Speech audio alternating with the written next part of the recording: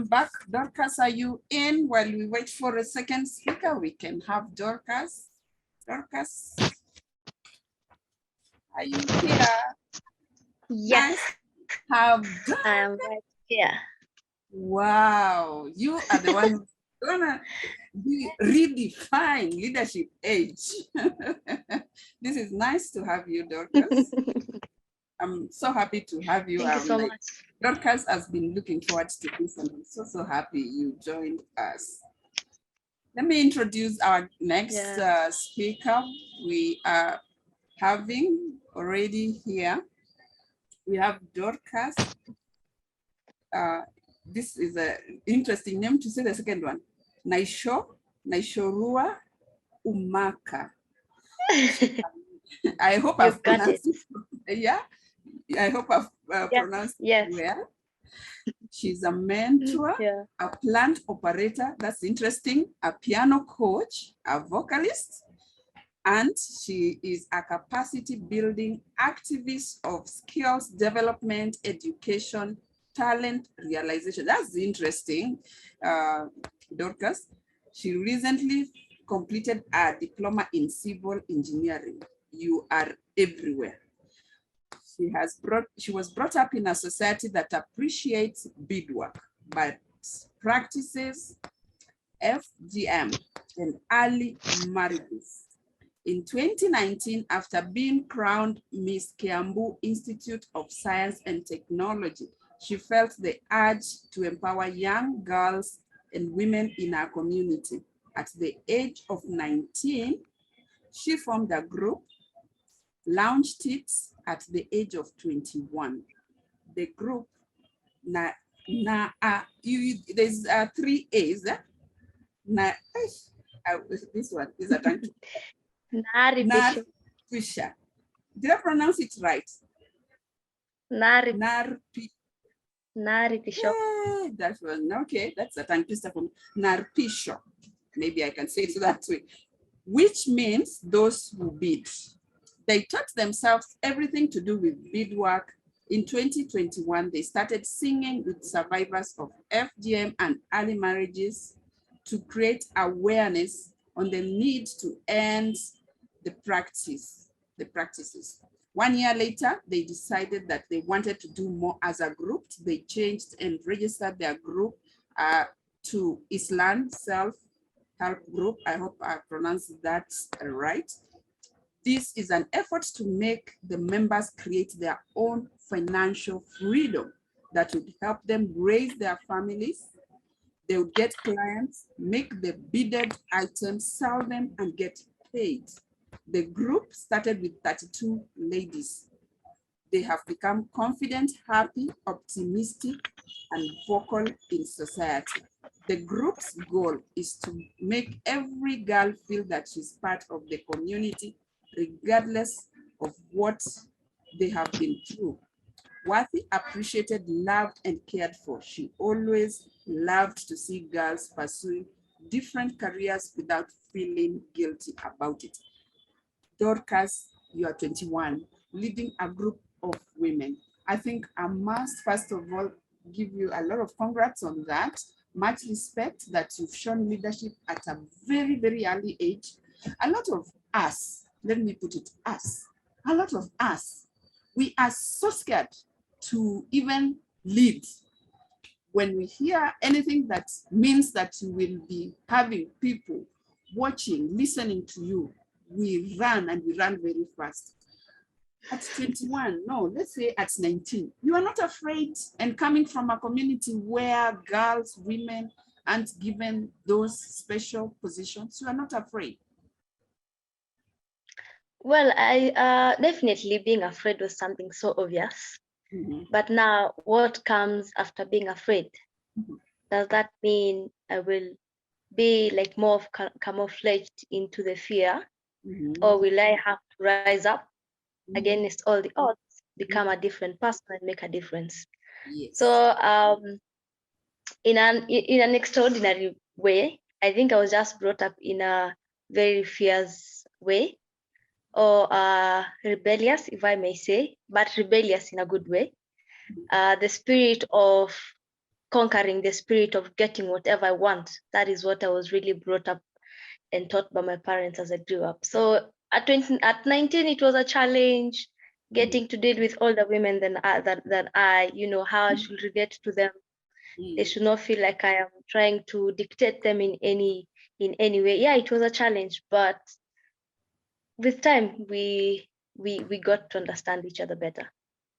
Wow, your parents must have great respect for girls coming from such a community to actually allow and to raise you in a way that you not feel fear as a girl, as a woman, so that you are able to say, I'm ready to take up this mantle and not be really scared that what will they say in my community? Like, how can I lead these women? They have families and I'm just a young girl. And I believe that with what you did and in stepping forward, other girls, other women have respected you for taking that action. Yeah. And I'm sure because of that, that is why they believe in what you're saying and they will follow you. Does it feel challenging to lead older women, girls? Yes. It feels a lot more challenging because for us we still really uphold the kind of respect that was being upholded some years back. There's a way I can maybe communicate to a younger lady than I am, and an older woman than I am. And it's also very weird for me to tell them, like, most especially that we deal with beadwork. I'd be like, hey, so we need these items before the end of the week, before maybe before next week on Monday, we need them. Please make them available. If you don't make them available, I'm sorry, but now the client will have to leave him and to leave them, and that won't be on my part. So in a way, it feels like I'm, giving them a lot of pressure. Okay. But as the moment they get to understand that this is, yes, she's trying to help us. Okay. This is also how business works. We should also understand that if we happen to maybe delay the items, where will she take them? Yes. Yeah, so in a way it's challenging, and it's still challenging, but not too challenging. Yeah. And so the process is fine. Because there is a way you're supposed to communicate with different ages because of your age. Now you developed the communication that they'll be able to understand. Is that right? Yeah. Yeah. And that has helped them to see you differently. So when they see you coming to talk to them, then they know they're being led to a good place. Does that make sense? It does. Yeah. And for them, now that they see the difference, what is their feedback, response to you? Like, what do they say? In the recent days, I've been having, I've been working with younger girls at a Care Mission Rescue Center in Kitengela that houses young girls who have fled their homes after maybe being threatened to undergo the CAT, FGM, or a remarriage. And, for the younger girls, I take them more as my sisters. I take them more as my younger sisters, if I might say, because the elder one is now in college, and the youngest one is in primary school. And every time they see me going to the center, they are so happy. You can see it from their faces. They're excited to see me coming. They want to come over, hug me, have a chat with me. They're like, what are we doing this time? What's your plan for today? And they have that urge to learn. They have the urge to gain more from the project. And that is something that really encourages each and every day. Also for the older women, well, for them, it's more of the beadwork side, because now how the economy is really going now. People really need to have something that brings money, for them to raise their families. So at the moment I contact them and I'm like, hey, can you access WhatsApp now? Can you maybe ask a friend in the neighborhood who has WhatsApp? I send you a design of a piece I want you to work on. If you can, then can you tell me how much you charge for this piece and how long you're going to take it? And it really feels like we are getting to understand each other better and accepting who we are. And they're also accepting the fact that, I'm still young, but I'm really trying to help them get a better life than what they're living right now. Yeah. So glad to know, like, the young girls at the center, when they see you, they see hope. Do you realize that? When they see you, they see hope. Do you realize that you make them believe that it is possible? And yes. that is like carrying weight on you, like, this all weight for them on their behalf, that they will see the other side the way you have seen, and that you have to keep that hope. Does that wear you down? Like, I'm carrying too much, this group and that group? Yeah, at times I feel like, oh my God, this is really tough for me. Because first of all, I'm also a student. So every time I'm in school, I really pray God to help me perform well. Because at the end of the day, I know that the girls are waiting to hear good performance from my side.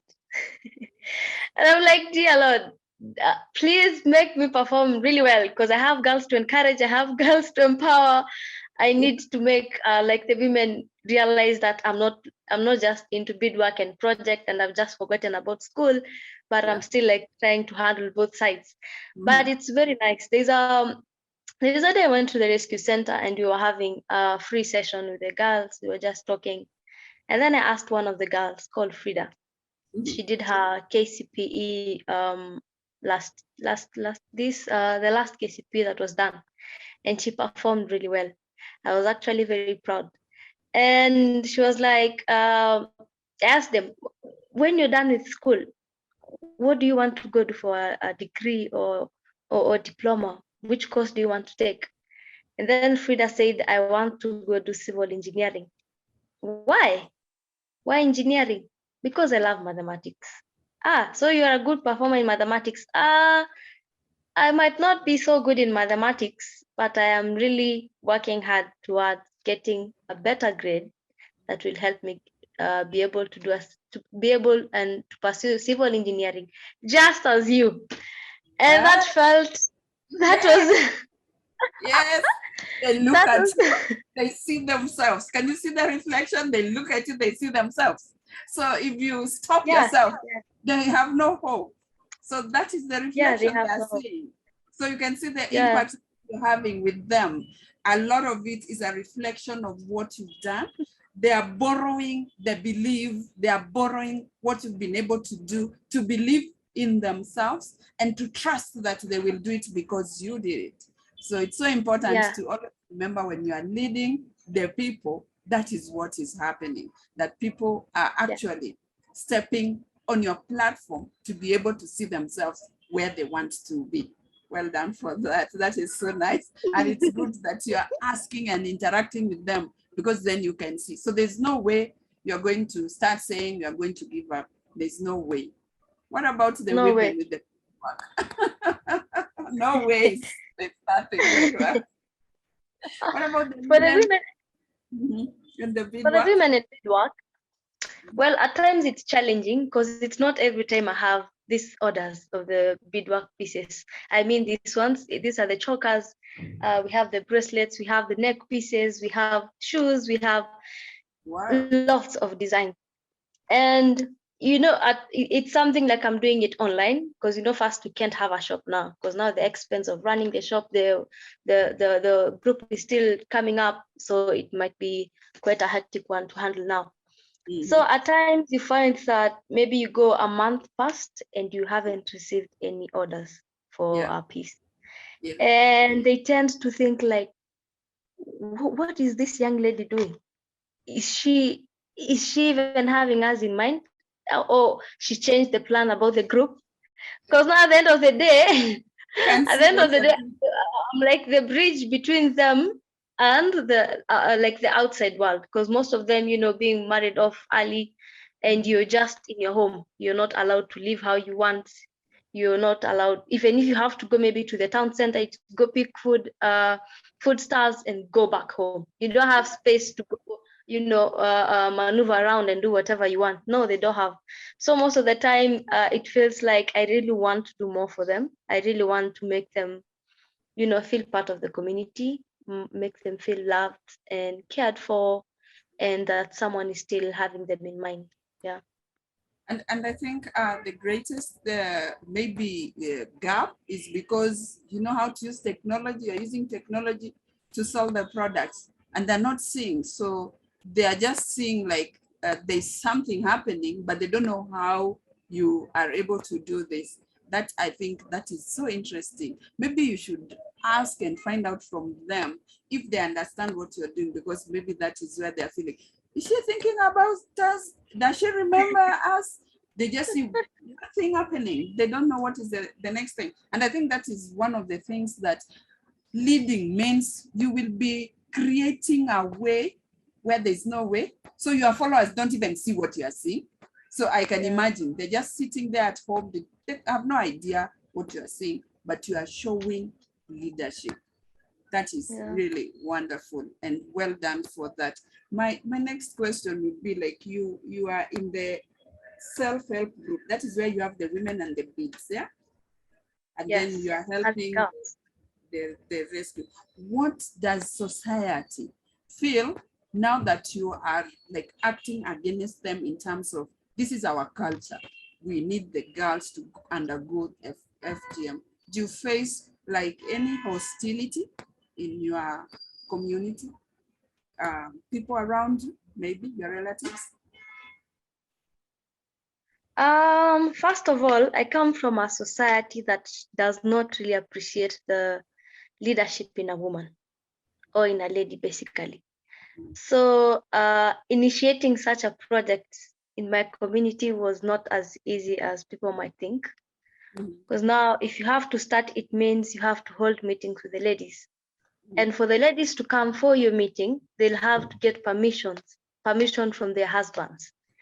So you see, before you get a way to reach to the husbands and explain to them what the wives are doing, was something that really took, it really took time. And even at times, the instances where I have maybe approached a husband of one of the lady, and she was like, no, that is nonsense. Because now you're even younger. What do you know? You're still very young. You know nothing. You're just excited and you want to just waste time. So you get other people to, to involve in that project of yours, because for my wife, she will not be there. So definitely that kind of hostility was there in the beginning. But as well, I had a very strong like family backup team. I would be like, hey mom, hey dad, this is what happened. I went to Baba Fulani and this is what happened, and and they'd be like, no, it's fine. You start with whoever is interested, and then with time, people will want to come in, because there is always this challenge that when you're starting something, it's very hard for you to convince people of what you're doing until they see what you're actually doing, and that is when they'll want to come back and join you. So the hostility was there, such issues and challenges were there, but yeah, I'm glad whoever was maybe meant to be part of us in the beginning is still with us, and others are still joining in. Yeah. That is really wonderful, and I can see that you are able to deal with these issues head on. You didn't run away from it. You know it was there. It's a challenge, but still, you knew that you had people who are looking up on you, and you still had to do something about it to get to that place where these people can feel that you are doing the right thing. I'm sure the society, now that you have both projects, they are looking at you differently, especially like for the women who are married. What are the husbands feeling now that they can sell the beadwork? Is there a difference in the way they look at you? Is there a difference in maybe what they think now about you? Yes, there's a big difference. Because definitely if you give someone maybe an order of more than 10 pieces, and per piece maybe goes for 500 shillings. So that is like 5,000 shillings, and someone can earn the cash in less than 2 weeks. So you can you can definitely see the impact of this, of getting 5,000 shillings to getting nothing after 2 weeks. And so when the husband definitely sees that the wife is gaining something, they start be like, hey, can you buy sugar for the family? Can you get a packet of flour? Can you do this and that? So in a way, they're also seeing the impact, indirectly or directly. They are seeing the impact. And the relationship between me and the husbands to the women I'm working with, it has really improved in the 3 years now we have been doing this project. Now they see me more of someone who a go-getter, and someone who's willing to just go against the odds and prove everything wrong as long as she's sure about what she wants. So yeah, the impact has been felt, and I'm hoping to impact more and more and more. Yeah. Certainly impact more. And when the impact is impacting the entire family, people shift the way they think, people shift how they see things, and people begin to appreciate what the change has brought to them. Because when you have a woman who is able to give some amount of money to contribute in the expenses of running the family without like living even at home, because I'm sure most of the beadwork is just done maybe at home or somewhere near home, then they stop feeling that threat that she's going somewhere, she's going to do something that we don't know. Well done for that. And I'm so happy that you did that. A lot of people are afraid to lead at young ages. What would you say, like, what is your advice to somebody who is 19 and is so scared to take up on a leadership role? My advice to a young person. But then I started Naripisho at the age of 19 after winning Miss Kiambu Institute of Science and Technology. I was 19 then. But now I am 22. I think you missed that during the introduction. So right now, 22, will be turning 23 in a few months. Yeah, so for a young girl, a young 19 girl or young 19 boy, I would advise you to go for it. You see what you feel like, this is the far I can go. This is like I can't go beyond this. This is my capability. How about you try going beyond that?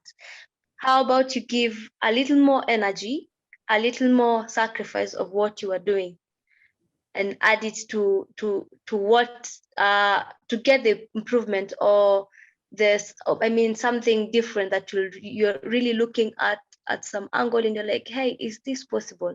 What happens? Maybe I put more money in this. Will I get that? You know? So the first step of being the change is in your mind. The moment you understand this is what I want to be and this is how I want people to view me as, then yeah, you just go for it. Things will work out. Get the courage, have the courage, and take the step. Yeah. And also ask some advice. Please ask your parents, ask your siblings, talk to your close friends, good friends in that case. And you'll always get people to advise you better on which way to take. Yeah. So push a little bit so that you get out of that circle that you have created for yourself, that boundary that you've created yourself, and you can do it. And seek advice from others that are around you. Sometimes you'll find people who can really help you to step forward and move forward from where you are to where you want to be, because most of the time we don't ask people, yet we see what we want or what we want to achieve in life, and we are afraid. And there are people out there who can be of help to us. That's really nice, because a lot of people are afraid and we don't want people to live this life scared. Everything in this life now, before, even in the future, is scary, but we still have to move forward. We can't keep saying we are living in that scary journey of our lives. We can't live that way. Thank you so much. That's also interesting. Unless I've forgotten anything else, I don't know if there's anyone with a question, but in the meantime, if there's anything that I've really forgotten, I'm really so happy. I'm really so happy, and you really, really touched my heart in terms of at your age, you are taking leadership role. that was really nice and inspiring, because it means that young people stop running away. You can start leading at whatever age. Stop running away. There's nothing to be afraid of. Like every step of the journey, every day, everything in this life is scary as it is. And there's nothing that will not be scary. Give yourself courage and step forward. And the next thing that will happen might surprise your life. I'm sure you are able to reach out to so many people beyond the borders. If you're selling online, you are able to sell to clients who are not in Kenya. Yeah.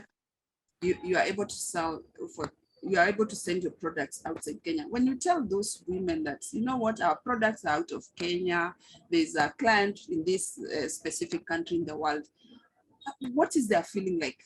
How do they respond to such? Like, this thing that they made, I actually have a lot of video. This thing that you made, it's far outside. What is their response? First, they feel very proud of their work, and that it's being appreciated out of the country, in the country and beyond. Yeah. But now also that comes with its challenges, because now when you talk about selling items abroad, now for a common mwananchi or a common village woman or anyone, basically, you'd be like, this person is really making millions from the exports, right? And now that is another challenge, because now for Isilan, we really try to sell our prices at sell our items on local prices. We normally don't have prices for local markets and prices for international markets. Why? This is because if anyone approaches us and wants to buy our pieces, it's more of promoting our project and helping us grow as well. But now looking it into like money-wise, like business, this will kind of push people away, because people will be like, no, the items are too expensive, or the items are, it's not for this kind of market, and that is not the case. So when what the women hear that, the items are being sold abroad, what comes in their mind is that this lady, maybe she's picking an item at 2,000 and she's selling them at 20,000, which is not the case. Yeah. So it feels nice to have the items out of the country, but it also poses a challenge in the case that, you'll have to make them understand, and you'll make them really earn your trust and make them know that, hey, this is totally not business. I'm promoting your work, and that is all. Yeah. Wow. Still, you are teaching them a lot of things besides like marketing, selling. You are teaching them accounting, because like for them to understand, we are selling it at this local price. This is what you are sending it out for. We are going to have this deficit because the product, when it goes out, we have to spend more. That is a lot of learning, and I'm sure they feel that they are learning so much, but you might not appreciate now, because with time, when they will sit with you, they'll be able to explain back what they learned from the experience, because they know they're making the stuff, but they know there are some costs that are going to be involved. And with that, they are growing and appreciating that their life is not what it used to be before. Maybe that is something that you could be using, because they are not sitting where you are. Do you find that maybe that is a challenge in terms of, I am in a different place from where they are? Does that keep you? It poses a challenge on my side. And at times I wish they understand things on my perspective, like as per what I'm saying. Some of them maybe are like, this young girl is just excited and wants to do something, but she's not having maybe a long-term goal, But now you really wish you could maybe put them together and explain to them bit by bit, hey, this is what I'm thinking of. And maybe if you come in this way, this is how things are going to work out. But at the same time, working with older women or even younger girls, it might be challenged, because now these younger girls also we still have We're still thinking small, if I might say. But now these older women have the experience, and they tend to think that, yes, this is how these things should be done. But now the process of making them understand, the modern world, the digital world, bringing them and combining them with what they know through experience, learning, and maybe getting something very useful from maybe discussions and the sittings we might be having in regards to that. Wow. Does it occur to you that this process has enabled you to be a teacher? Because being a teacher, you have to be very patient with these people, because you are here, they are here. That gap, you need to close it by understanding them and where they are. Does that like occur to you that now you've been positioned in another place where you need to educate them? Yes, it really has. In many instances, actually. At times, you might get someone wants the job, okay? But to be sincere, maybe they have had challenges in her home. She has not really gotten enough time to do that. Mm-hmm.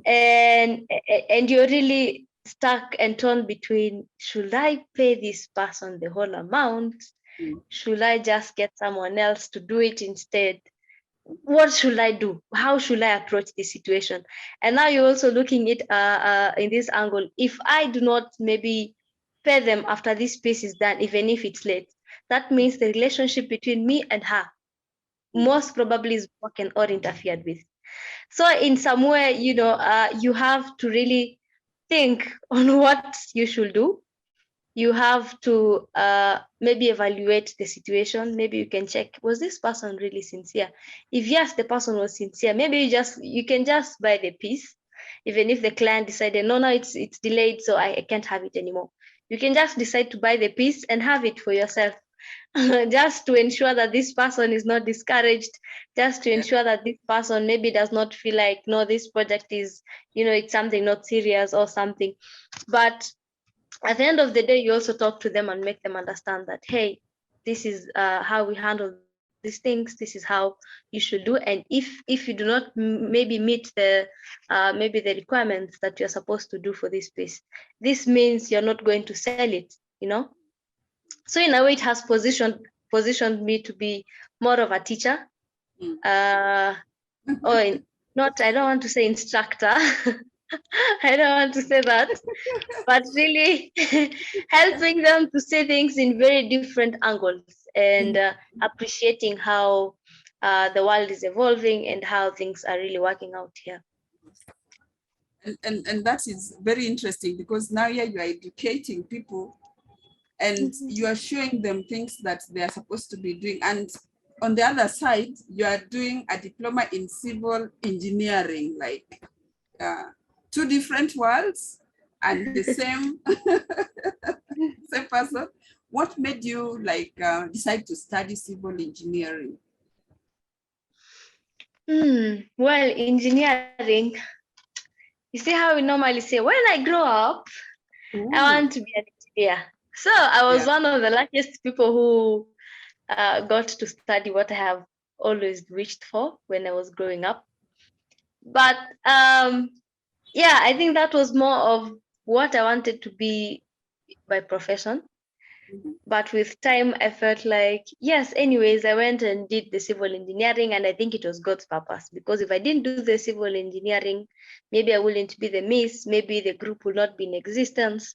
So I feel like, I think God was just driving me on that line towards civil engineering, because now after civil engineering, I drifted and went into music. Right now I'm doing music. So but I'm still an engineer. An engineer in profession, but a musician in passion. Yeah, that's the difference. Wow. And at the same time, you are a campaigner for the children, and you are helping the women, empowering them, educating them, building capacity, showing them what is possible. That is very, very interesting. But maybe because you're young, you are able to do all this. do you find challenge in terms of time? How do you manage to be, you are doing the engineering aspect, you are here in music, and you are here with the women, you are there with the girls. Does it give you a challenge in terms of time? To be honest, not really. Not, No. I can say no, because when I want to go meet the women, it's not like it's every day. Most of them are normally available during the weekends, and for the girls as well, because they're also having school from Mondays to Fridays. So the only time maybe we can meet is on weekends, Saturdays, Sundays, and then we can catch up. So I don't feel like really it interferes with my school schedule a lot.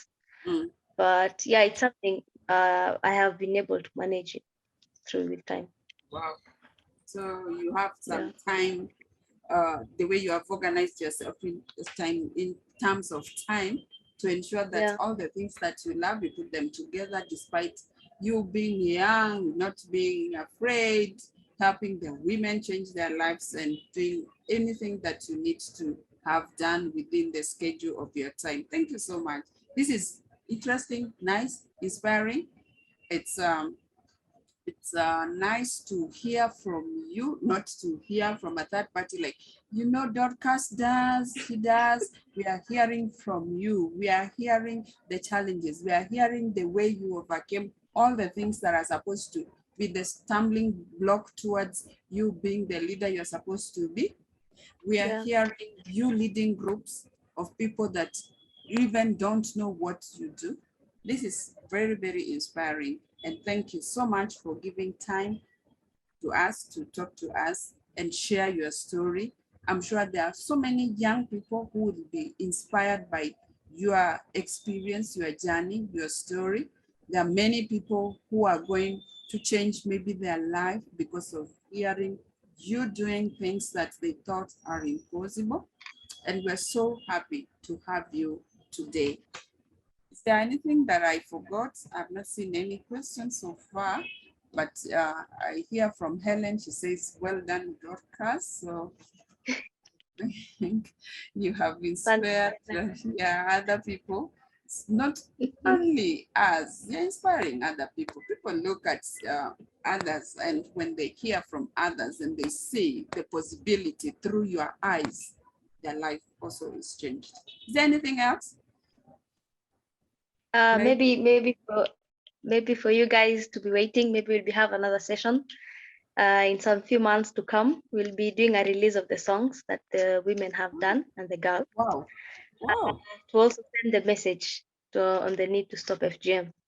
So yeah, we have more and more in store, and we'll be willing and really, willing and waiting to let you guys hear and the whole world to actually get the message. Wow, that is nice. You'll be releasing a song. That is wonderful. At least they're seeing the possibility, and you never know with the song who you'll be impacting, because in this life, sometimes somebody is just waiting for that one thing, and that one thing could be that song that you are waiting to launch. So please let us know when it is ready. We shall be able to join you to celebrate that win. Thank you so much.